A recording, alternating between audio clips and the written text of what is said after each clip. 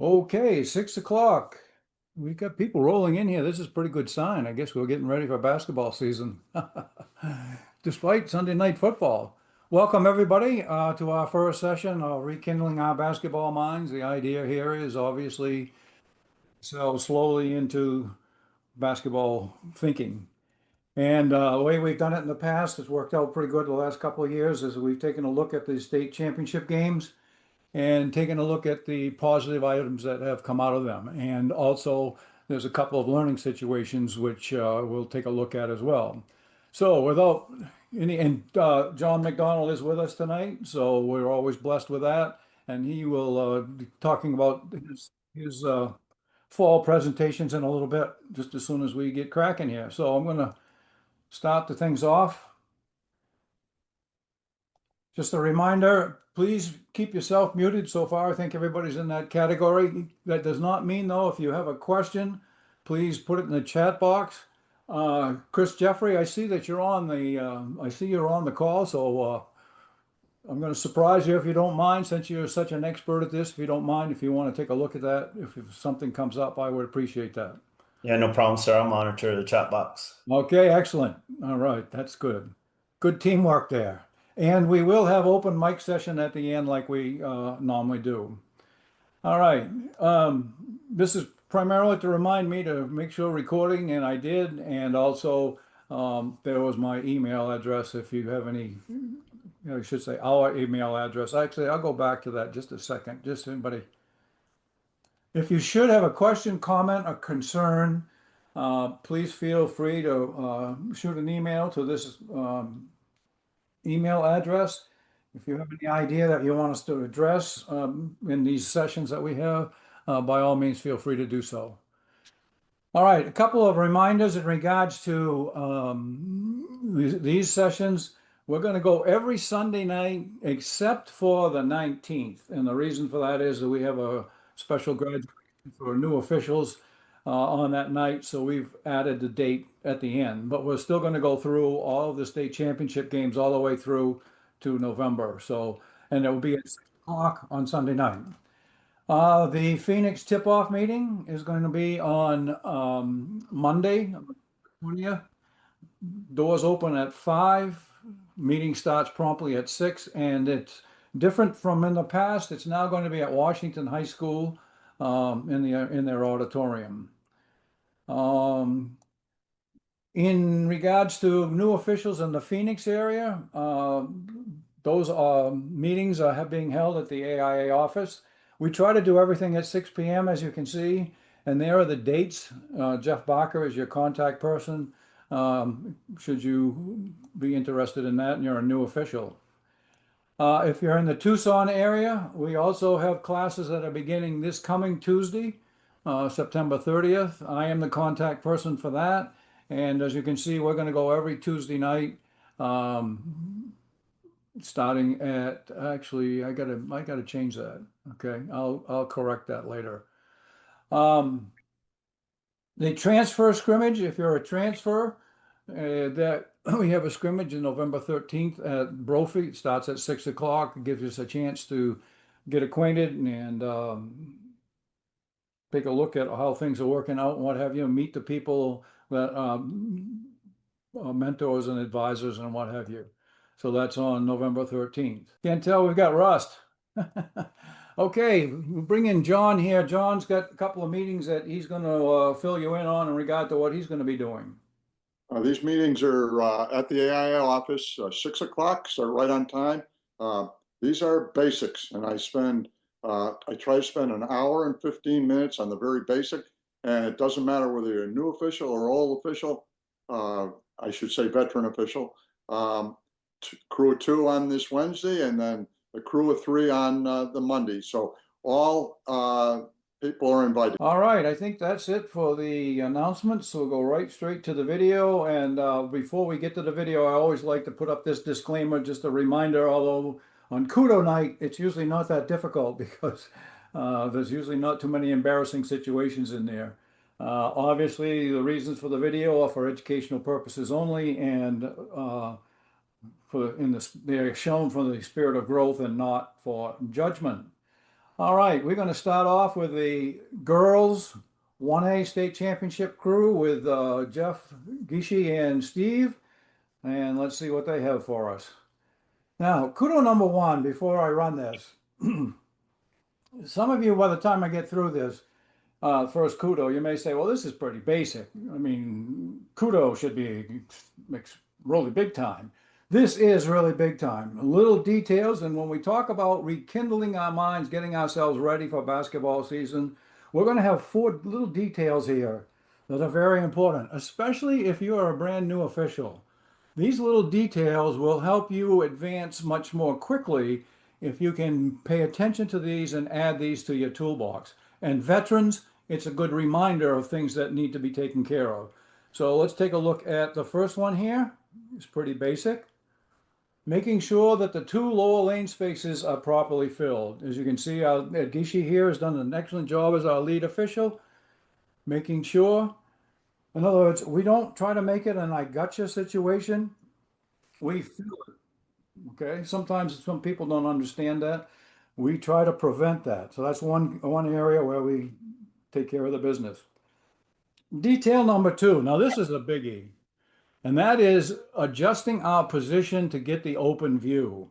And if you look up here in the diagram, you can see my cursor, right? What we're talking about here is that as much as possible, and this becomes a challenge in a crew of two, we realize that.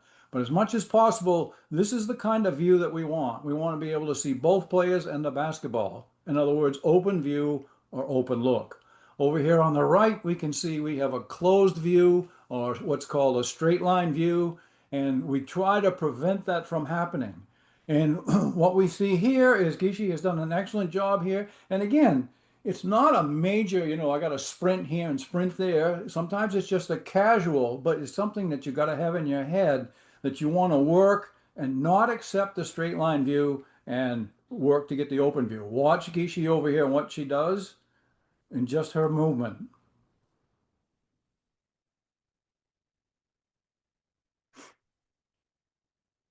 Just slides a couple of steps down, gets down into that, and now in this particular case, she's in the C position.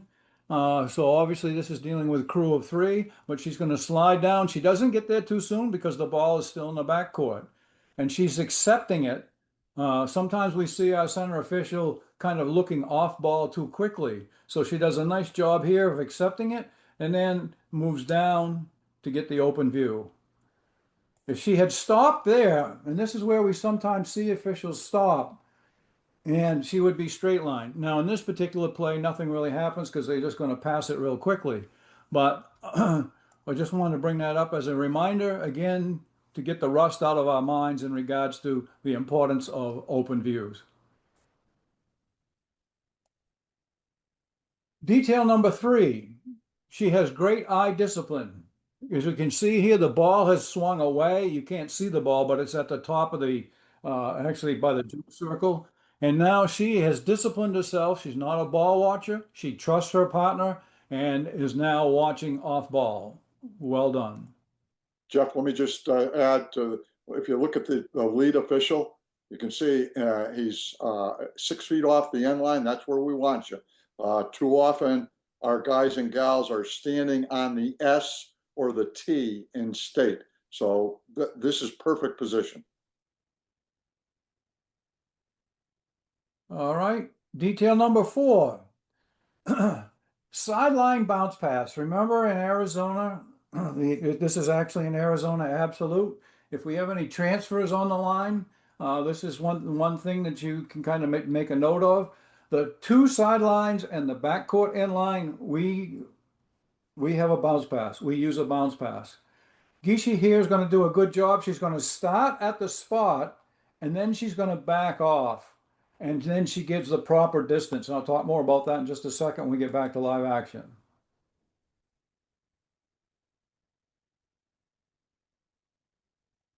It is quick, but as you can see, what we sometimes see, people say, okay, it needs a bounce pass, and they stand 3 feet away. And they could basically just stand there and hand the ball off. So what's going to happen is we need to get off and give themselves some distance in regard to that respect. Let me jump in here, Jeff, and just mention something. The fact that Ishii was standing next to that girl to start with, as you pointed out, is what we want to do. Too often, our officials are standing where she is now, and the player thinks that that's where he or she needs to go. So get close to the player, tell the player to stay, then take our steps back, and then bounce pass. And the other reason is because if we're down there tight to her and they pass the ball towards the division line, now we're not in good position to be able to officiate that. We've got to really hustle to get out to that position. Now, if that ball goes out to that white jersey player or teammate, and that blue defender quickly comes up, she's got the great open view that we just talked about.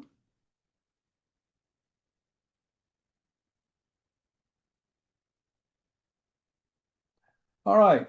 Kudo number 2 is dealing with a correct call. By the way, we're going to use a lot of abbreviations tonight. CC is correct call, and we'll talk about the others when we get to them. This is a traveling situation.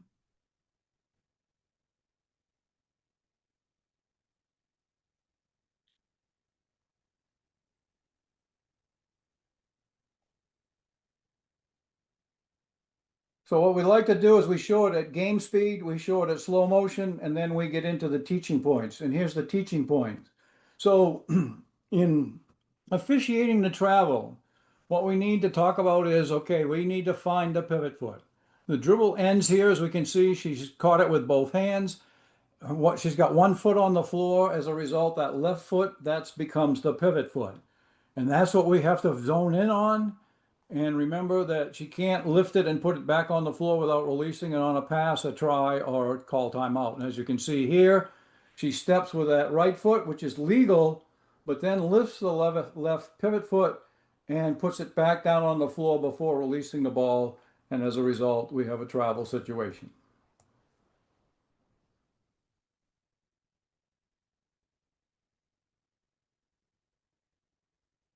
Kudo number 3. Kind of an interesting one. We have a potential kickball, and then we have an actual kickball violation, bang, bang, just like that. But it gives us a good chance to get the rust out of our head in regards to what is the kicking violation rule. So again, game speed, slow motion, and then we'll break it down.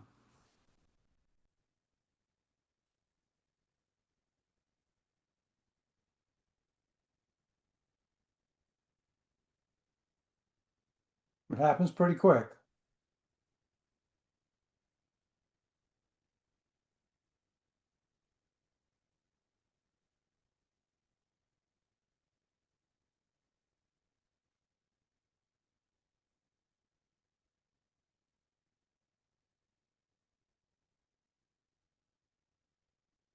All right, so here's what happens is we have a pass that's gone off the heel of the foot. Sometimes that's confusing because as you can see, her foot is lifted and it's in motion, but she's not intentionally trying to do that. In other words, the ball simply hits her foot and it's going to ricochet off, but that is not a violation. That is simply a ball that hits a foot. So we should not be calling a violation. Sometimes we do see a violation called in this particular situation. But that ricochet is going to go across the lane, and white number 23 down here is going to stick her foot out on purpose. And that's basically the rule. If it's by, intentionally using the feet or the leg, by the way, it's anywhere, the whole leg. If they use the leg to stop it, like in a soccer situation, that would also be considered a kick. It might not be what you envision when you hear kick, but that would be a kick. So here, this now the foot is used to stop the ball, and as a result, we have a violation. And we have another angle coming up here too.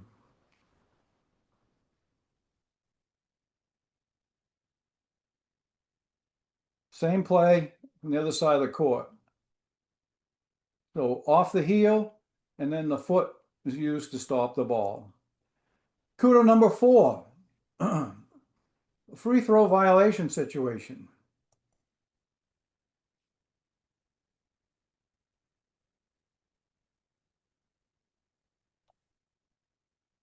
Now, some people may say, "Wow, that's why is that kudo worthy?" Because sometimes what happens in this case is that we have situations where people just ignore this. And again, we can't do that because if we ignore it here and then it becomes a critical point of the game, we've got to be jolly on the spot, obviously. So the reason why this is we've got to be aware of this. Look, no, and other people will say, "Well, she didn't get an advantage, so we're not going to blow the whistle." We've got to do that because we can't anticipate whether she's going to get the rebound or not. So kudos to Steve in regard to calling that free throw violation situation. Kudo number 5, player control foul. Needless to say, player control fouls are always a challenge. We have a nice situation here, a good example in regard to correct call. I should have put CC on this one.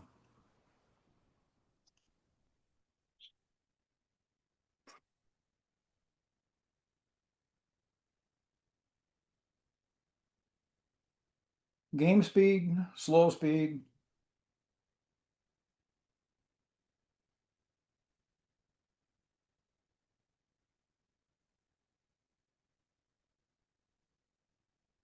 Different angle replay. This is a good angle.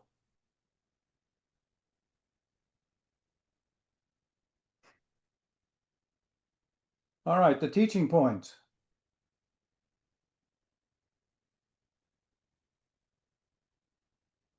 So if you can remember, if you can have a mental checklist in your head in regards to legal guarding position and what what is needed to have the difference between a player control file situation or a blocking situation. So our checklist is just simply, and by the way, I didn't put it on the screen, I probably should have.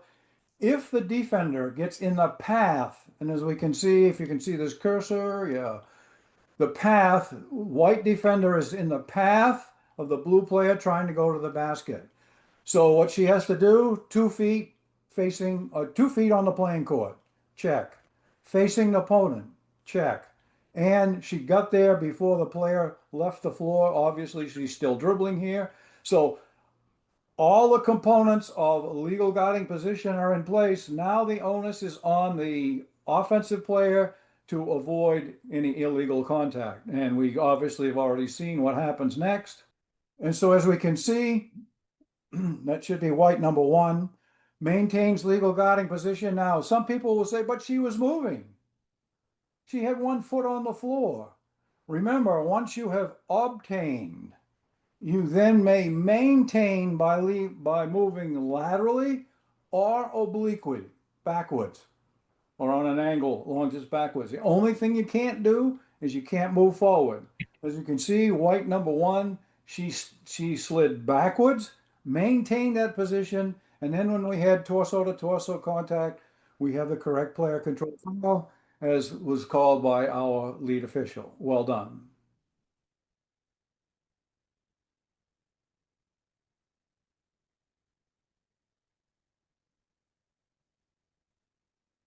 One more time. All right.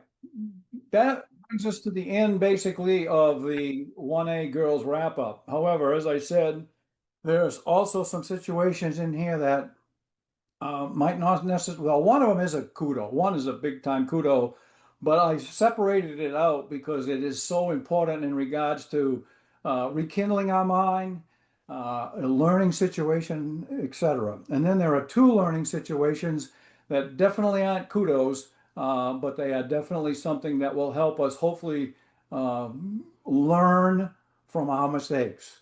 And that will be self-explanatory in just a second.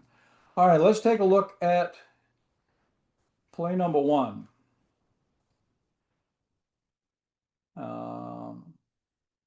I should set this up. As you can see at the bottom of the screen, this is the end of the 3rd quarter. We have about 3 seconds left. Time is running down. You know what's going to happen. There's going to be a heave, long court attempt. Watch what happens.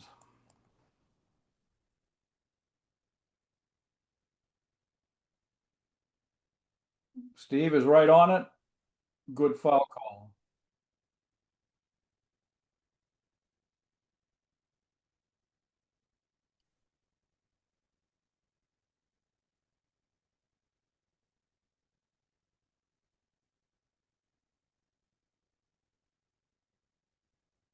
Now, sometimes in these situations, of course, the magic question is, was the ball out of the hand in time? If it goes in, are we going to score it? That's not the issue in this one.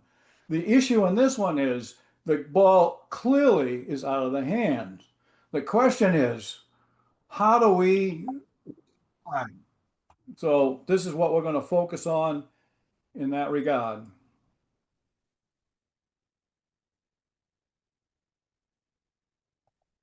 So what I did, I should say what John and I did, we talked it over.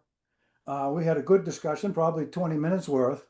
And we decided that probably the best thing to do would be to check with a national interpreter. And so thankfully it got back to me. And I know this is kind of wordy up there, so I'll kind of break it down for you. The question is, the ball is off. There's a foul. Do we put time back on the clock? And here's the answer. Yes, if, and it's a big if, and it's right here. If we have definite knowledge, when we say we, the crew members out there on the court should be coming together and say, okay, did you see the time on the clock? No, I didn't. Go to partner number two. Did you see the time on the clock? No, I didn't. You go to yourself. Did I see it? No, I didn't. Result, by rule, we don't have support for putting time back on the clock. Now, converse to that, if I went to my partner and I said, did you see the time on the clock? And he or she said, yes, I did. And in this case, they said, I saw point nine, then we could put point nine back on the clock. And of course, we would have players on the lane and we would have our two free throws. I should have said, if we don't have knowledge, then we still have a foul and we will shoot the free throws, but nobody will be on the lane. I should have covered that at that particular point in time. So, long story short, the key here is if we have definite knowledge, we put time on the back on the clock. The reason why John and I talked around on this because we have heard all kinds of different stories. Some people say that you should put point 0.4 back on the clock, even if you don't know. And the reason for that is they said, well, give them a chance because we know the ball was off in time. So we're going to give them a chance to catch and shoot. Other people say, no, we heard, and I don't know where they got this, but I heard more than one person tell me this. Well, I think at other levels they put point 0.3, meaning that they still can tap it, but they can't catch it. But again, that's a guesstimate, and that is not definite knowledge. So I know I'm kind of driving this home, but it's important to understand that we can't guess, we can't estimate. If we have definite knowledge, we can do it. If we don't, end the quarter. John, you want to add anything to that? Yes, I see a lot of high school basketball every year. Um, and for every 5 times that I see our officials put time back on the clock, for every 5 times, I'm going to guess that at least 3 of them we put 3/10. Now, you can't convince me that 3 out of every 5 times I've seen it, it was exactly 3/10. Somebody got out there and said, this is what we should do, put up 3/10. And that is incorrect. Okay. You put up what you know should be there, or we're going with a buzzer, like Jeff said. So I'll end it with that. All right, sounds great. All right. Learning situation first learning situation. Should a timeout be granted in this play? I'm not going to say anything more. I'm going to let you decide after you watch it, and then we'll talk about it.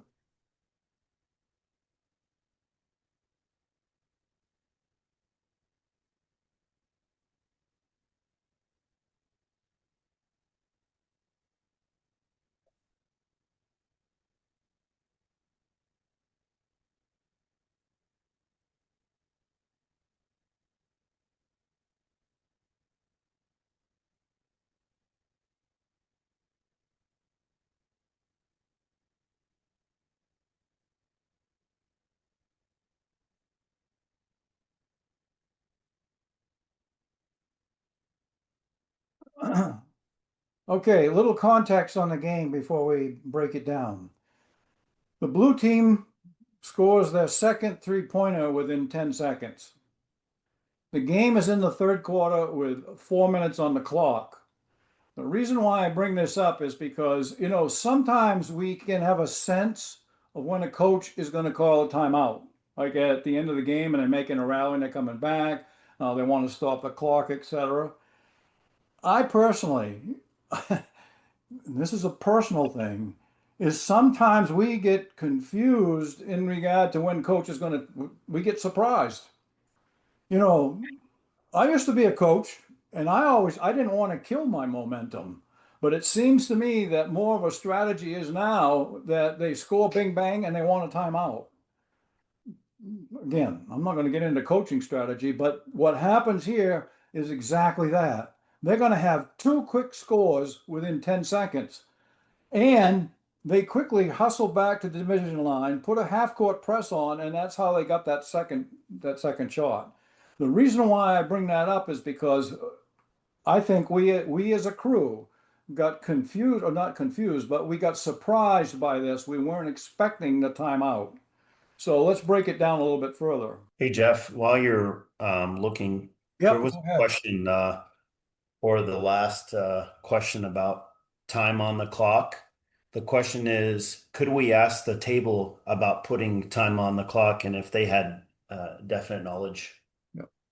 John, can you handle that? I got to try to figure this out. Table personnel are officials of the game, and if they can help us out on any situation like that, we should use it. But be careful because many of our tables aren't very good, and we got to remember that they belong to one school or the other. So if you got a situation where they're neutral bodies and you think they might be able to help you, they can, but I would be very, very careful. Okay. We got to get this ourselves, I think. All right, I guess I got it back. All right, so let's break it down here. So as you can see, ball goes through the hoop. I'm immediately, because they've been going back so quickly, I turn. Now, yes, I know I do have a hearing problem, but I'm not expecting it. If I'm expecting, I sometimes will look at the coach, but I wasn't in this case, and I don't hear him. And away I go.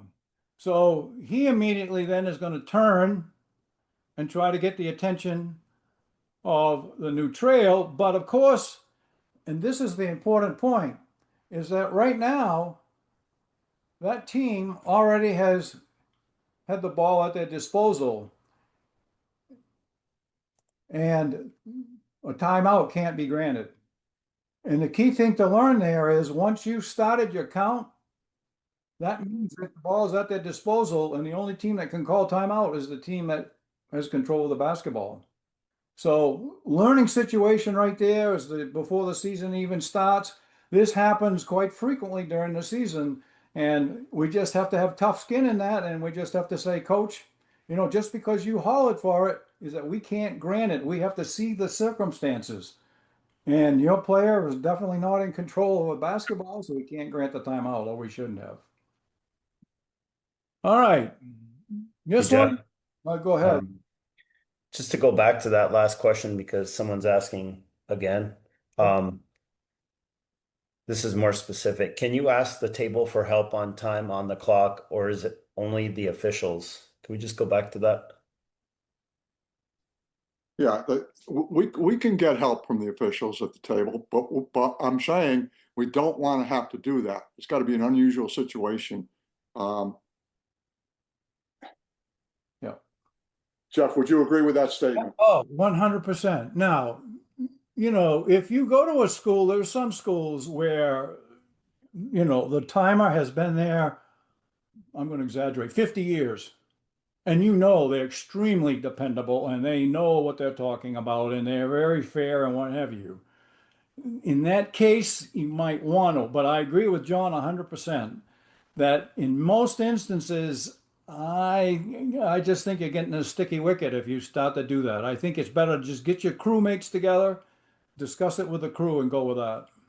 I think you're going to be much safer that way. All right. Thank you. Yep. Learning situation number 2. This one is yours truly. I'm going to play this. All I will say is, in my mind, I thought it was incidental contact. See what you think.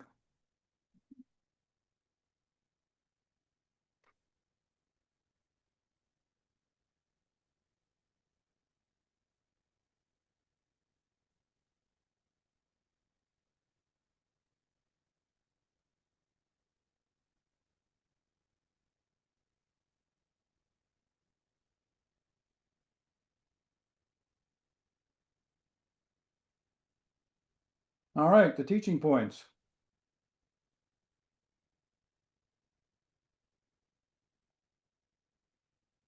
Blue 15 clearly has beaten white number, that should be 1. I get those twins mixed up. White number 1 to the ball and is illegally contact. There's no question about that now that I see this in whatever. But again, this is the reason why we do video. We have to have tough skin, and sometimes we just have to swallow our pride a little bit and just say, I missed that one big time. I will share with you that when I got back to Tucson, an official down here that I highly respect, whew, he went up one side of me and down the other and said, Jeff, how could you miss that? And I'll have to admit, at the time, I didn't think it was that big a deal. I really thought that they were coming from 2 different directions, that they hit at the same time, and for whatever reason, I didn't have a foul on that. But there's no way that I can justify incidental contact. So we always are always learning, and that's why video is so good. And the reason why I bring this up is because I'm kind of surprised sometimes with new officials that I say, okay, I'm going to come videotape you tonight.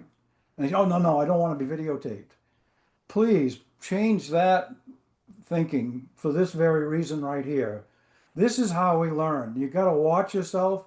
And, some people go back and say, okay, I'm only going to watch the good stuff.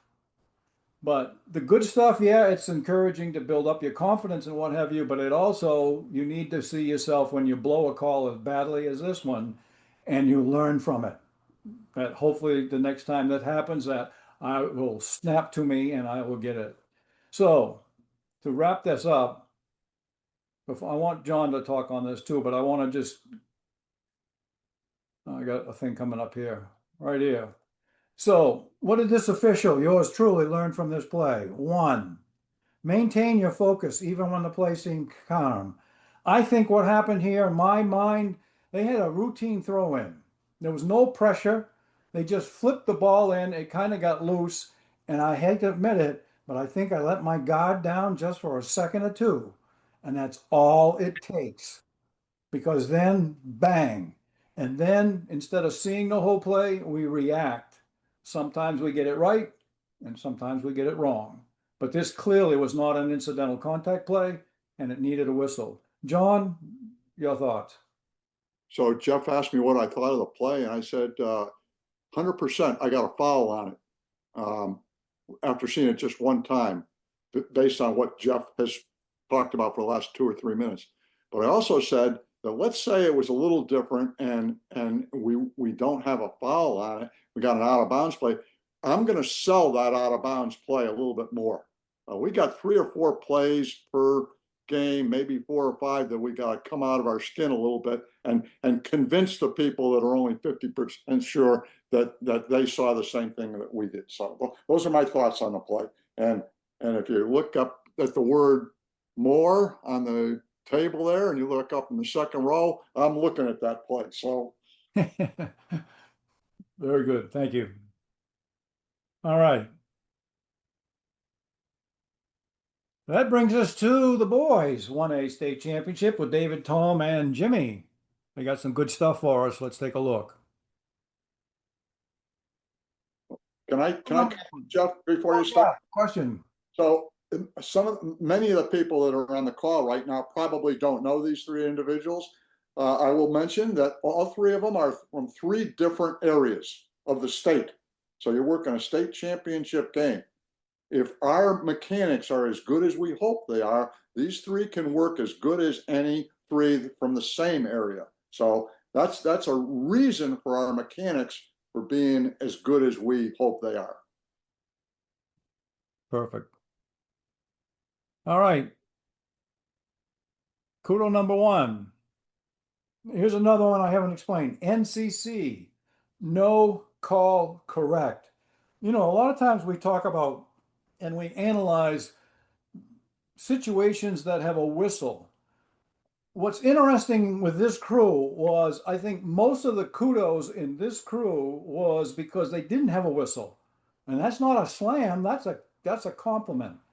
Because we make a ton of calls that don't require a whistle, but they still require a thought process and they require discipline in not interrupting the flow of the game.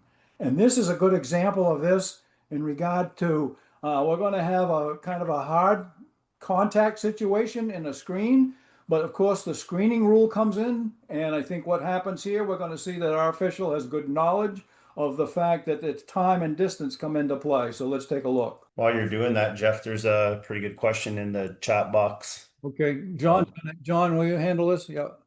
I'll try. All right. So there's asking, does the AIA take into consideration when choosing referees if there's a school? So the Gregory School is from Tucson. Does the AIA take that into consideration when choosing referees so they don't assign refs from the same area? All the assignments are coming out of the AIA office, even though they might not be Brian Gessner. They work for Brian Gessner, and whether the officials are from Tucson, Yuma, or Phoenix doesn't matter. The officials are chosen for each game based on their ability, and I'll leave it at that. Thank you. All right, here we go. I think we got it again. I hope. Thanks for your patience.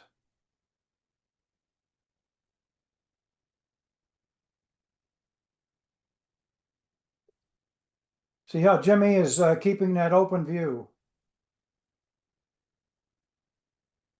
All right, here are the teaching points. Screening rule right here. All right, so the screen is set. As you can see, there's a pretty good distance between.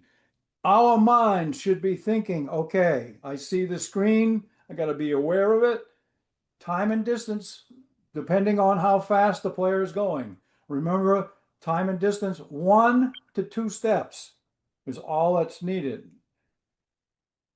So let's see what happens. So there's 1 step. The screener has given him 1 step. It's close, but he's got that 2nd step. Now, the screener has to expect that there's going to be some contact. And as long as that player does not go through the body, he does recoil back. So that was a good no call correct, in my opinion. Another one, kudo number 2, no call correct. This is dealing with verticality.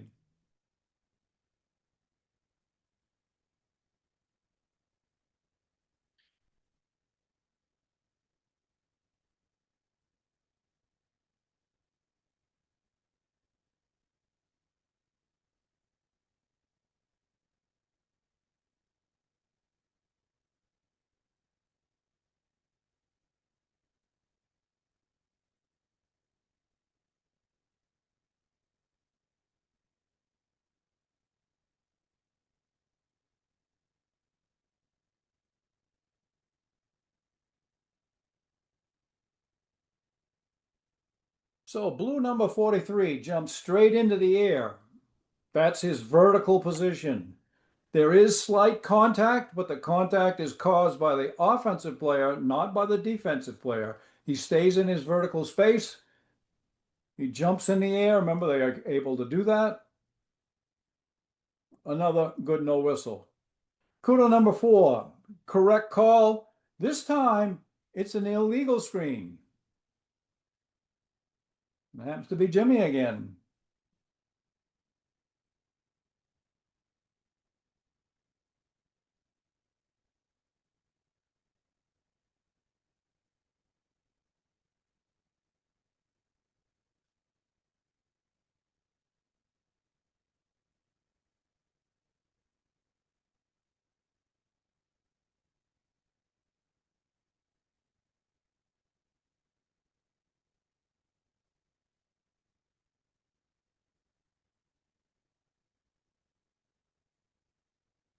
So blind screen, there's no time of distance. I mean, it's right there. Unlike what the first one we just saw, as you can see, he gets picked off. Good call.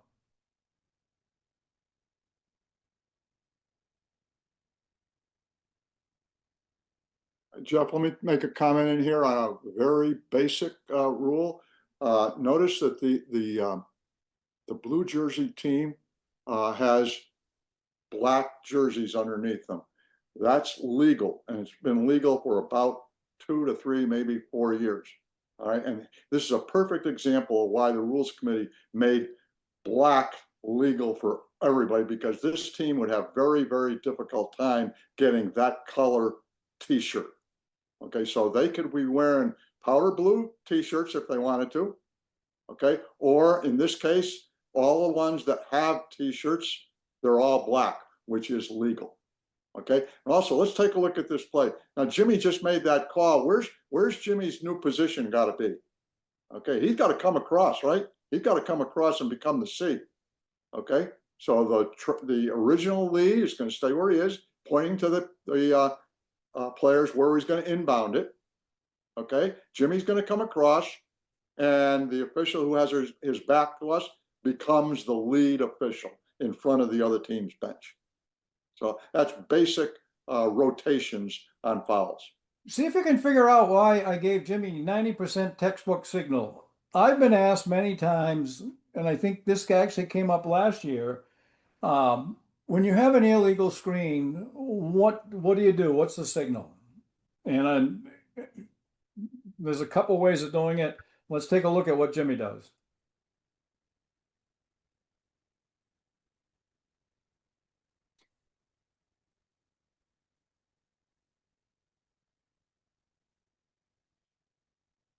Little tentative.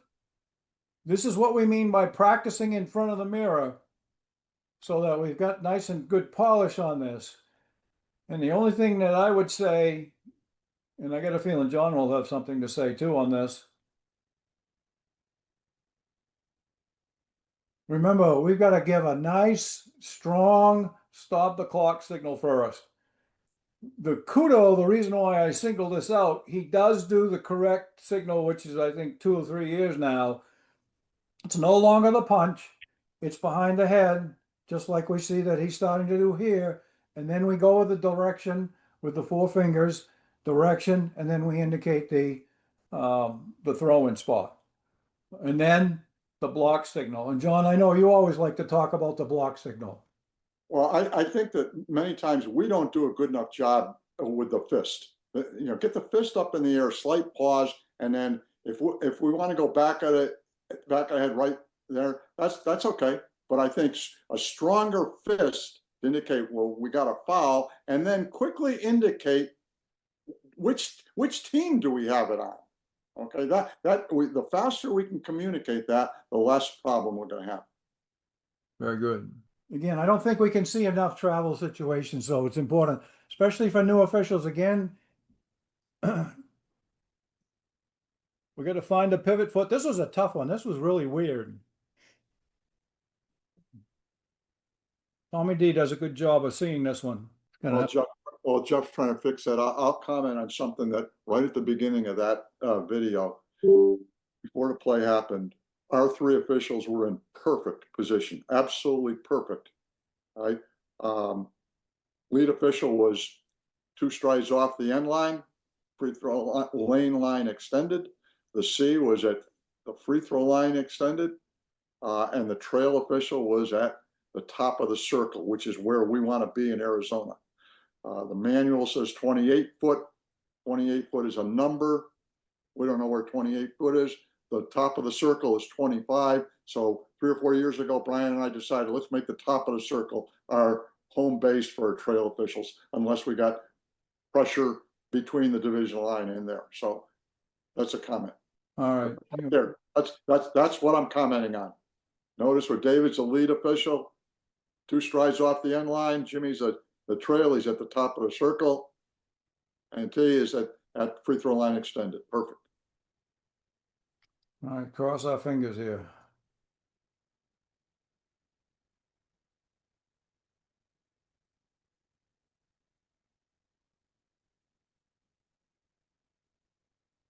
Same play on the other from the other side of the court. You can see the feet a little bit better on this one.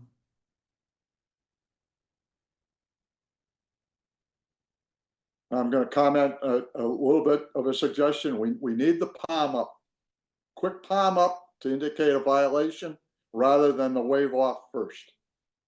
Go palm up, wave off, and then give the travel signal. There's actually 2 travels on this one, actually.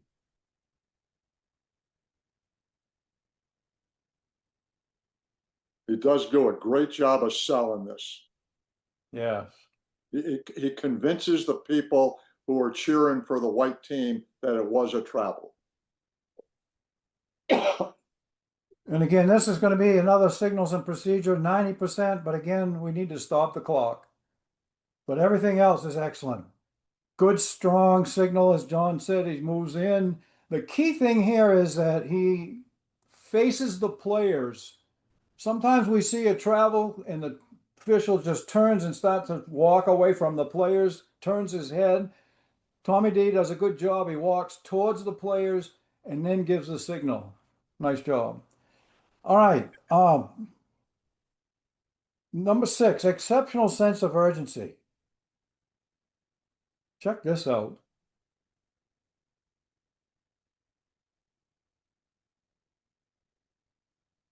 Not too many of us can beat these 16, 17-year-old kids to the end line, but Tommy does. He's got a 5th and 6th gear. All right, next. I might add, Jeff, in this case, the C, assume that your partner across from you might not get there. So sprint and try to give help. Exactly. All right, another correct call, player control foul. Again, just like the travel, the idea is to see as many as we can. Run that checklist.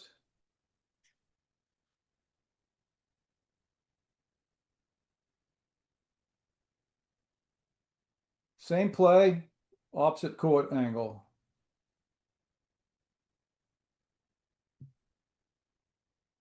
Once again, no fist. We need the fist, then the back of the head. Yep. So checklist, clearly 2 feet facing on the playing court, and they had got there before the player was airborne. So now the onus is on the ball handler, and if we have torso to torso contact. Now, I know some people would say, oh, he flopped. Yes, he embellished. But remember, the rule of thumb here is a foul is a foul is a foul. So we go with a foul. We don't have double jeopardy. In other words, we don't have a foul and a faking. We might want to say something to this young man and saying, I got the foul, I saw it, I called it. I don't need that extracurricular stuff that you're showing here by, pushing yourself off the floor. So just to make sure that we're clear on this should not be involved with a flopping situation, just to clarify.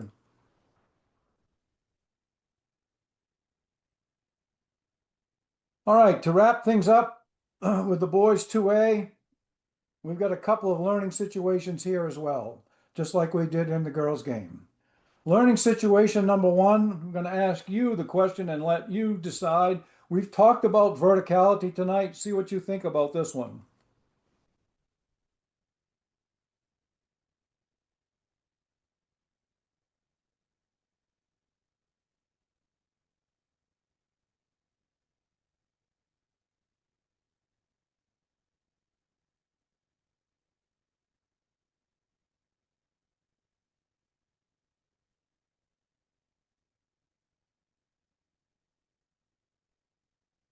All right, some major things to consider here. Let's review principles of verticality. First of all, the defender must obtain initial legal guarding position. I think you'll agree that in this case they did. And any subsequent movement must be legal. What we mean by that is same thing in regard to what we had with the player control situation. They can't move forward, but they can jump straight in the air in their own vertical plane. And they can have their hands up in the air. As long as they don't bring them forward, they're fine. And I think in this case, we will observe that this defender does a pretty good job of staying in his vertical plane.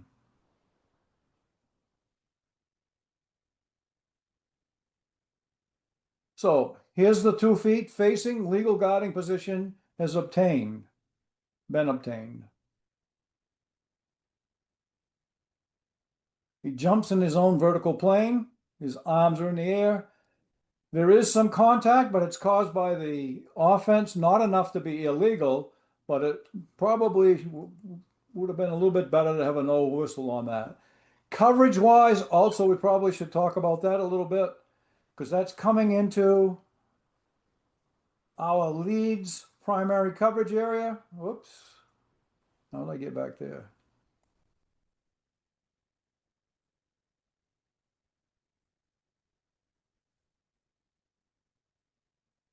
And so we got to trust our partner on that one. Probably we're a little bit straight line there, so we might want to stay away from that one.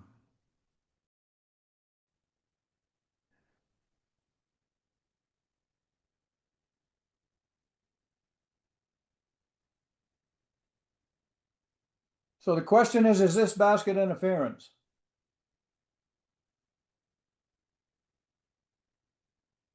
The coach thinks so.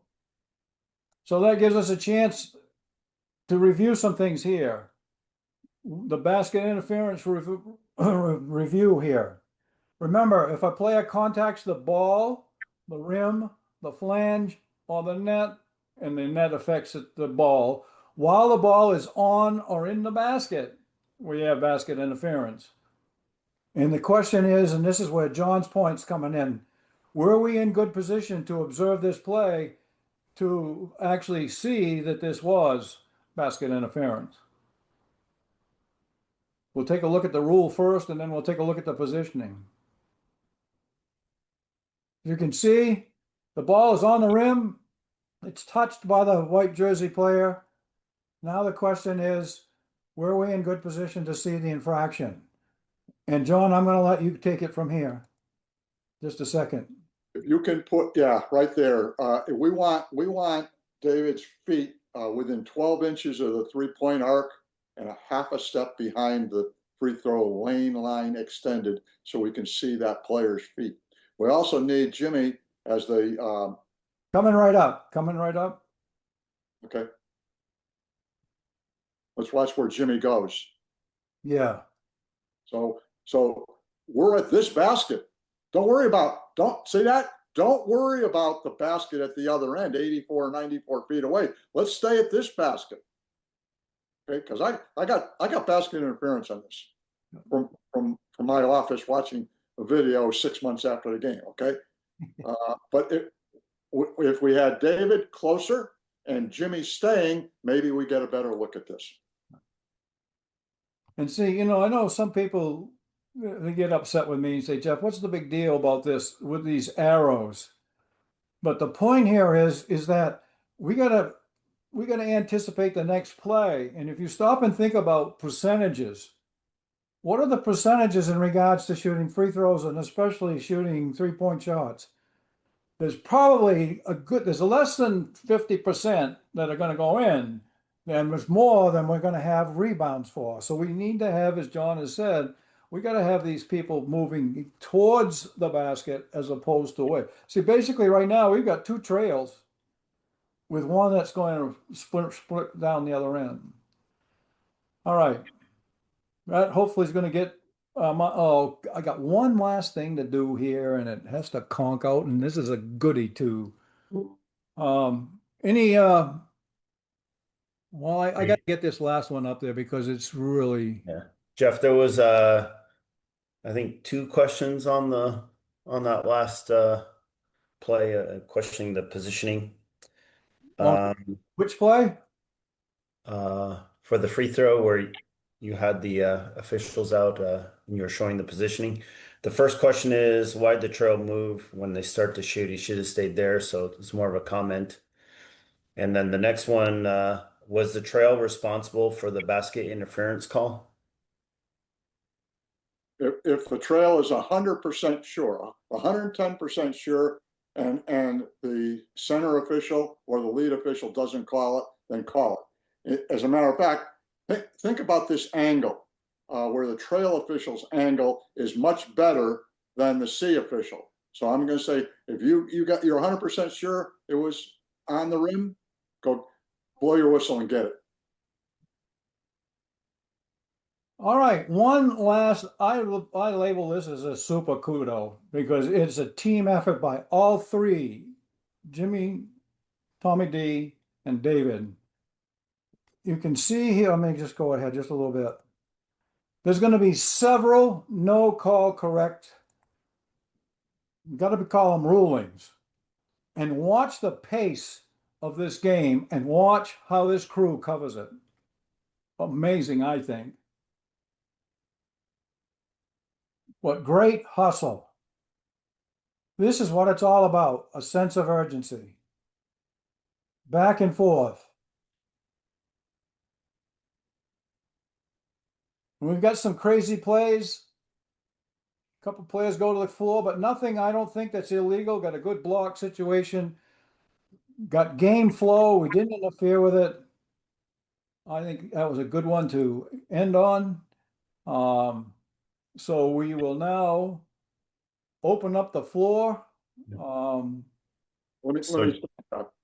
I've been thinking about this for a half an hour now since the question came up about asking the timer or the table people for help on the clock. I can't ever remember doing that myself in 34 years of officiating, and I think it can get us in big time trouble. So I'm saying try to stay away from that. Okay, so we're going back a little bit on what we said about what the rule actually says about table personnel and everything. Let's have the two or three officials make the decision on how much time there is. Now, if you got to go over and ask them, did they screw it up, or when did they that? But asking how much time, I'm going to stay away from that. Jeff, would you agree with that statement? Absolutely, and I'm glad you said that because in fact I didn't think of it, but when you said that have you that you've never done it, neither have I. I just as much as, and I know I did say something about an experienced timer, but I've never done it. So the only thing I would say is sometimes in regards to the shot clock situation, with the shot clock mechanisms, if we have a shot clock situation, my understanding of the shot clock is if there's a problem with that, there's a screen that has what was the time on the shot clock when it was reset. So that would be the time where you would want to consult with them and you could get a straight answer because they can just look on it. But that's all I would do it from. No, I agree 100% with what you just said. Good, good. All right, the floor is now open to anybody in regards to anything about tonight. hey, Jeff, there was one last question that came in Yep, on that basket interference. yep, They said by rule we would have goaltending and not basket interference, correct? no, no. I put the basket interference rule right up there, basically. Goaltending is totally different. That's basket interference. The ball is on and the rim, the ball is touched. That's basket interference. In fact, if the ball was bouncing off the rim and was up in the cylinder and the ball was touched, that's basket interference too. That's not, goaltending is something totally different. Any other questions? No other questions in the chat box. Okay, sounds good. All Great. right, we pretty much kept it to an hour. If I didn't have all those technical difficulties, I'll try to work that out next week. Appreciate we had 41 on. That's pretty good. So unless somebody, you know how we do this, we do our little countdown. Going once, twice. Have a great week, and we'll hope to see most of you next Sunday. Thank you, Thanks, Jeff. Jeff. You're welcome. Thanks, Jeff.